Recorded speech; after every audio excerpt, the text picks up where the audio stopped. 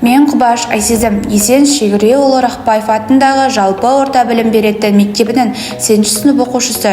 Мамандықтар әлемін ашамыз республикалық форумның болашақтың мамандығы бөлімінің қатысушысымын. Мен болашақта сұранысқа ие болатын STEM пәні мұғалімі болғым келеді. Болашақта қандай мамандықтар пайда болады деп ойлайсыз?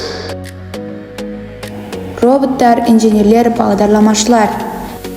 Бірақ сол мамандарды кім дайындайды? Менің ойымша болашақтың ең маңызды мамандығы STEM пәні мұғалімі. STEM пәні мұғалімі бұл оқушыларға ғылым, технология, инженерия және математиканы бір-бірімен байланыстырады. Тәжірибе арқылы өтетін педагог.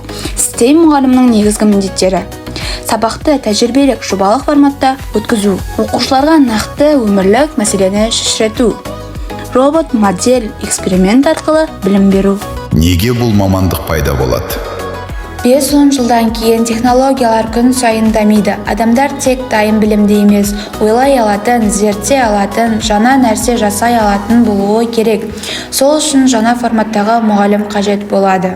Болашақ STEM мұғалімі немен айналысады? Болашақ STEM мұғалімі тек тақтада түсіндірмейді. Ол оқушыларға робот құрастыруды, тәжірибе жасауды, мәселені өз бетімен шешуді үйретеді. Сабақ қызықты зертханаға айналады. Қандай технологиялар қолданады? Бұл мамандықта виртуалды шындық, 3D модельдеу, кодтау, ақылды бағдарламалар қолданылады. Оқушылар білімді тек тыңдамайды, өздері жасап көреді. Қандай мәселелерді шешеді?